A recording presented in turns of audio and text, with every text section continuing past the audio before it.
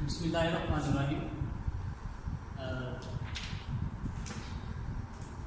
9th class आज unit number 4 का जो है टॉपिक कोवेलेंट बॉन्ड, इसको हम डिस्कस करेंगे। कोवेलेंट बॉन्ड के बारे में पढ़ेंगे।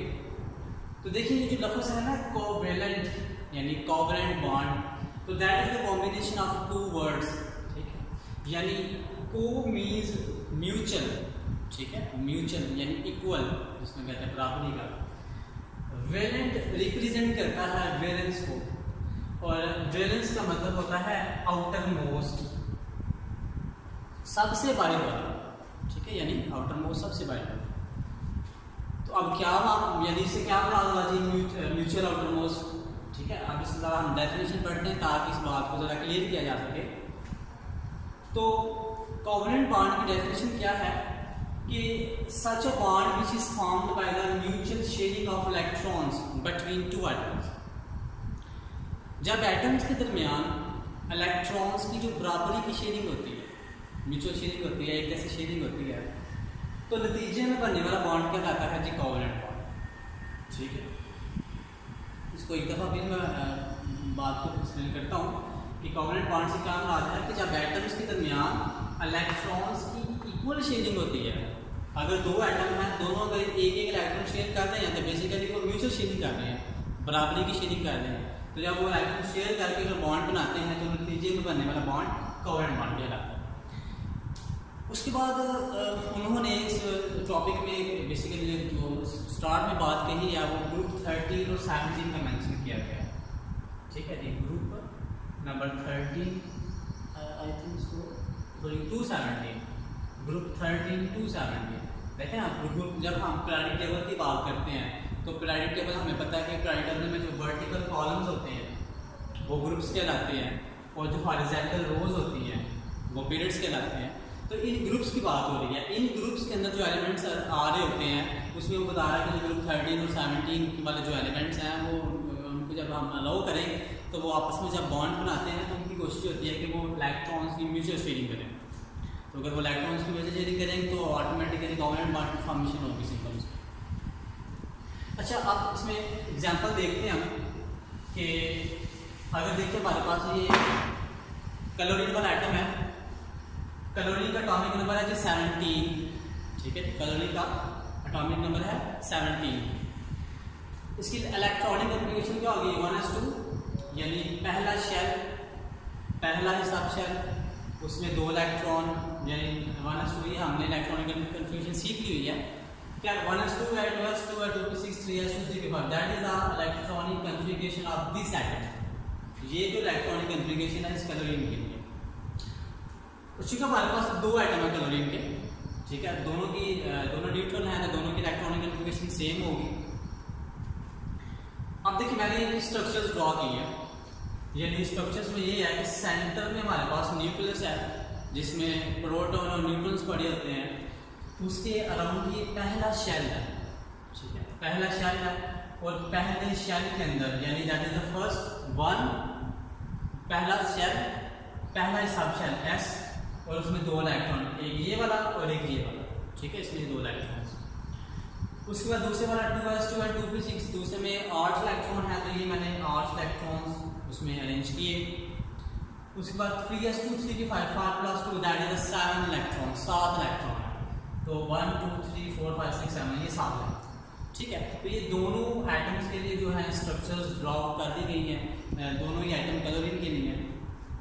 अब यहाँ पे जो हम बेसिकली पॉइंट्स डिस्कस करने जा रहे हैं उसमें ये हमें बात करनी है अट्रैक्टिव और रिपल्सिव फोर्सेस। ठीक है, अब देखिए जो ऑपोजिट चार्जेस होते हैं ना, मुखालिफ चार्जेस होते हैं, यानी इसमें प्लस है, पॉजिटिव है, नेगेटिव है, यानी जो ऑपोजिट चार्जेस हैं वो क्या करते हैं? एक दूसरे को अट्रैक्ट करते हैं। ठीक है, एक दूसरे को खींचते हैं। और जो सेम चार्जेस होते हैं उनकी कोशिश होती है कि वो रिपेल करते हैं। जो सेम चार्जेस हैं, यानी अगर नेगेटिव है सिंपल, तो वो एक दूसरे को रिपेल करेंगे, धकेलेंगे, दूर दूर धकेलेंगे, फोर्स लगाएंगे दूसरे के ऊपर। तो सेम चार्जेस के दरमियान, ठीक है जी, यानी सेम चार्जेस के दरमियान जो फोर्स क्रिएट होती है उसको हम नाम देते हैं अट्रैक्टिव फोर्स। और डिफरेंट चार्जेस के दरमियान फोर्स होती है उसको हम अट्रैक्टिव फोर्स का नाम देते हैं, और जो सेम चार्जेस के दरमियान फोर्स होती है उसको हम नाम देते हैं जी रिपल्सिव फोर्स, क्योंकि वो सेम चार्जेस हम दूसरे को पहले करेंगे धकेलेंगे दूर दूर दूसरे फोर्स लगाएंगे तो वो रिपल्सिव फोर्सेज होती हैं। और अगर ऑपोजिट चार्जेस हैं, मुखालफ चार्जेस हैं, यानी अगर पॉजिटिव और नेगेटिव चार्जेस हैं, तो उन दोनों के दरमियान जो फोर्स होगी that is the attractive force, वो एक दूसरे को अट्रैक्ट करेगा। अब इन दोनों फोर्सेस का हम स्ट्रक्चर में देखते हैं कि यहाँ पे क्या मामला था। तो देखिए आप सेंटर में प्रोटॉन्स पड़े होते हैं, उसमें न्यूक्लियस में हैविंग पॉजिटिव चार्ज, वहाँ पे न्यूट्रॉन्स होते हैं लेकिन वो न्यूट्रल होते हैं, कोई चार्ज नहीं होता। तो प्रोटॉन्स का पॉजिटिव चार्ज है, तो देखिए अगर पॉजिटिव चार्ज है तो ये क्या करेगा, इसकी कोशिश होगी कि नेगेटिव चार्ज को अपनी तरफ अट्रैक्ट करे। ठीक है, तो ये देखिए दो आइटम्स हैं एक दूसरे के क्लोज हैं, तो जो पॉजिटिव चार्ज है ये क्या करेगा, ये पॉजिटिव चार्ज इन इलेक्ट्रॉन्स को खींचेगा अपनी तरफ, अट्रैक्ट करेगा due to the difference in opposite charges हैं। तो जो इस तरह की फोर्स डेवलप हो रही है और इसी तरह से इसका पॉजिटिव, इसके जो प्रोटॉन हैं वो इसके इलेक्ट्रॉन्स के ऊपर फोर्स लगाएंगे, इनको खींचेंगे। ठीक है, इसके पॉजिटिव चार्जेस इसके नेगेटिव को और इसका पॉजिटिव इसके नेगेटिव को एक दूसरे को दोनों को क्या करेंगे, आपस में अट्रैक्ट करेंगे, खींचेंगे। एक बात ये हुई attractive forces, second one is repulsive forces, उसमें ये क्या है कि अब देखिए इलेक्ट्रॉन्स इसके पास भी हैं, इलेक्ट्रॉन्स इस एटम के पास भी हैं, दोनों एटम के जो इलेक्ट्रॉन्स हैं दोनों के ऊपर नेगेटिव चार्ज होगा। ठीक है, नेगेटिव चार्ज है तो वो इलेक्ट्रॉन क्या करेंगे, एक दूसरे को ऐसे रिपेल करेंगे, दूर दिखेंगे, तो इट मीन्स यहाँ पे जो फोर्स होगी उसको हम रिपल्सिव फोर्सेस का नाम देंगे। ठीक हो गया, तो दो एटम्स जब करीब आ रहे हैं तो ये दो तरह की फोर्सेस डेवलप हो रही हैं।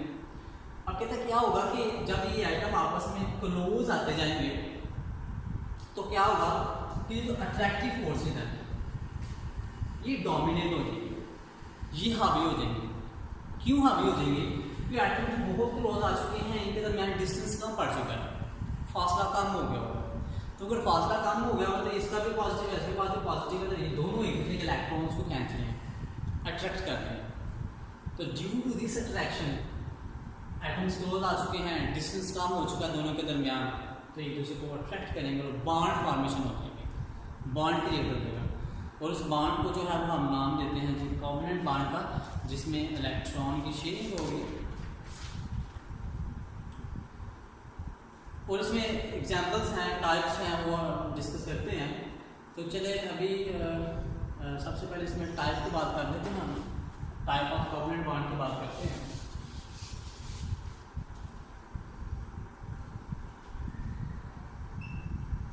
कोवलेंट बॉन्ड की मुख्तलिफ टाइप्स हैं, उसमें एक डेफिनेशन है सबसे पहले कि अभी हमने बात की कि जो कोवलेंट बॉन्ड है वो इलेक्ट्रॉन्स की म्यूचुअल शेयरिंग से बनता है।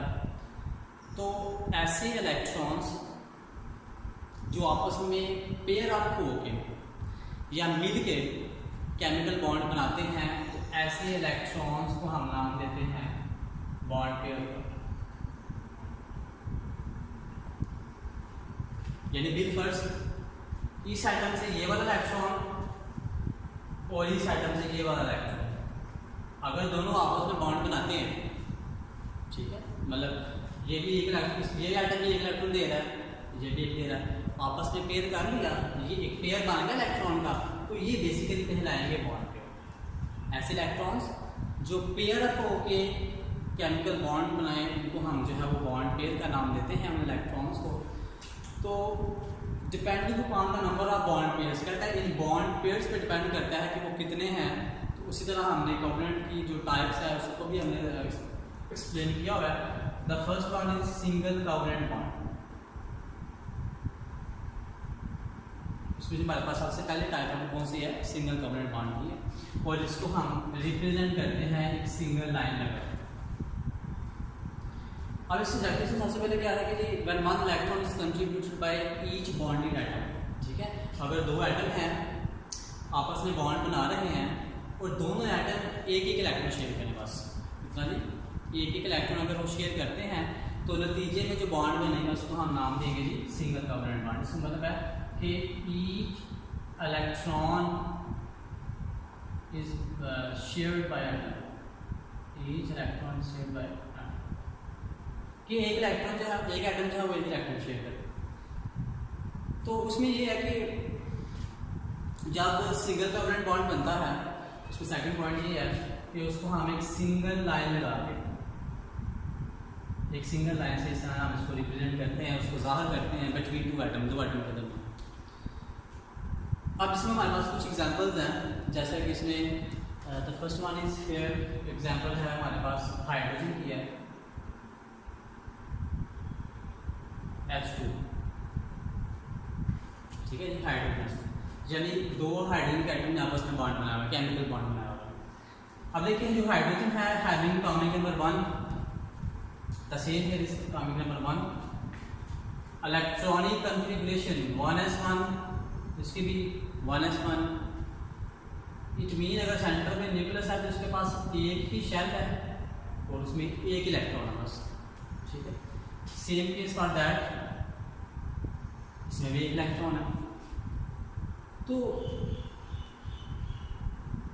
देखिए चैप्टर जो है उसमें आप लोगों ने एक बात जो है माइंड होगी या पढ़ी होगी कि जो एटम्स हैं वो केमिकल बॉन्ड क्यों बनाते हैं, ठीक है। यानी इसी चैप्टर में, चैप्टर नंबर 4 का जो टॉपिक है, इसी चैप्टर का जो पहला टॉपिक है उसमें ये बात है कि why do atom form chemical bond, कि एटम्स केमिकल बॉन्ड क्यों बनाते हैं। तो उसमें ये बात है कि वो अपने आप को स्टेबल करने के लिए, अपने आप को स्टेबल करने के लिए बॉन्ड बनाते हैं। और स्टेबिलिटी उसी कंडीशन में है कि जब उनके वैलेंस शेल में, उनके आखिरी शेल में या तो 2 इलेक्ट्रॉन हो तो या 8 हो, यानी अगर इस तरह से है 2 या अगर पहला शेल है तो उसके लिए 2 होना चाहिए, अगर पहले से कोई अगला शेल है तो उसके लिए 8 इलेक्ट्रॉन होना चाहिए इसमें। तब देखिए इसकी कॉन्फ़िगरेशन के मुताबिक हाइड्रोजन की कॉन्फ़िगरेशन 1s1 है, इसकी भी 1s1 है, यानी इनके आखिरी शेल में सिर्फ एक इलेक्ट्रॉन है। तो क्या होगा कि ये 2 हाइड्रोजन के जो एटम हैं ये आपस में केमिकल बॉन्ड बनाएंगे, अपना एक एक इलेक्ट्रॉन आपस में शेयर करेंगे, ठीक है। इलेक्ट्रॉन्स की म्यूचुअल शेयरिंग से माना कि एक इलेक्ट्रॉन शेयर करेंगे। तो जब ये एक एक इलेक्ट्रॉन शेयर कर रहे हैं, म्यूचुअल शेयरिंग हो गई, एक इलेक्ट्रॉन, तो एक बॉन्ड पेयर बना है, ठीक है जी, एक बॉन्ड पेयर बना तो उसका नाम दे दीजिए सिंगल कोवेलेंट बॉन्ड है। तो देखिए आप क्या होगा कि ये जो बॉन्ड पेयर है ये एटम भी इस्तेमाल कर सकता है और इस बॉन्ड पेयर को ये एटम भी इस्तेमाल कर सकता है। इट मीन्स कि अब ये 1s2 इस एटम के लिए भी है और ये 1s2 इस एटम के लिए भी है, दोनों के आखिरी शेल में हम कह सकते हैं कि 2 इलेक्ट्रॉन, मतलब इसमें भी 2 है वो भी 2, तो इनके लिए ये चीज़ अचीव हो गई, स्टेबल हो गई है दोनों, ठीक है। देखिए एग्जाम्पल थी हमारे पास, तो इसमें एक इलेक्ट्रॉन शेयर किया तो एक बॉन्ड पेयर बना, that is example of single covalent bond.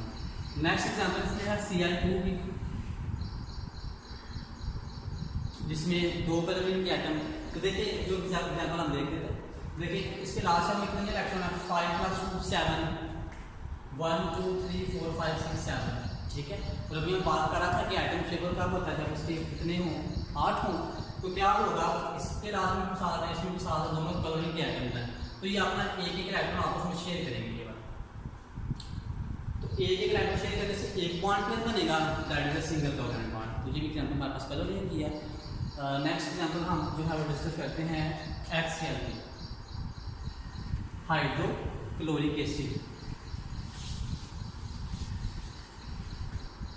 तो हाइड्रोजन इसी तरह ही क्लोरीन के लिए 17, इसके पास एक ही इलेक्ट्रॉन है,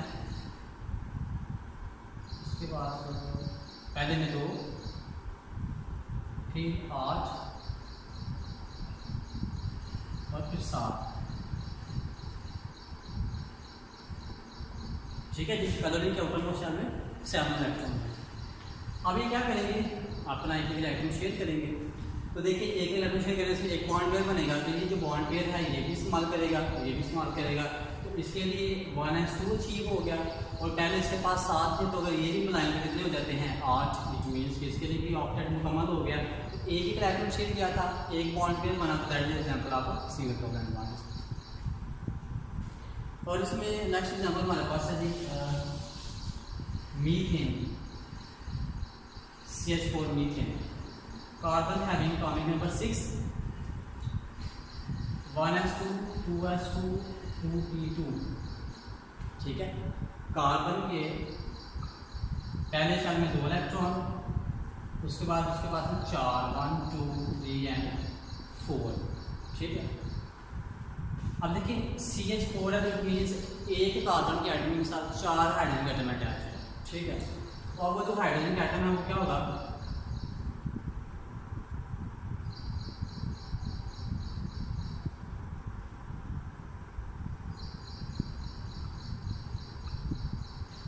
ठीक है। 1 2 3 चाहिए 4 जो हाइड्रोजन के एटम्स हैं इस तरह से केमिकल बॉन्ड बनाएंगे इसके साथ।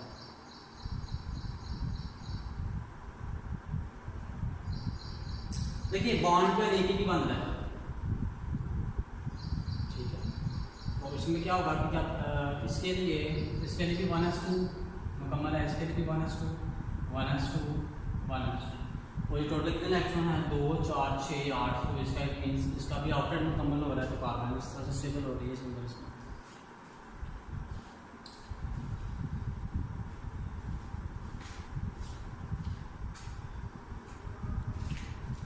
तो आज के लिए इतना ही, इंशाल्लाह नेक्स्ट लेक्चर में हम जो है वो डबल और ट्रिपल कॉम्पोनेंट जो एग्जांपल्स हैं उनको डिस्कस करेंगे।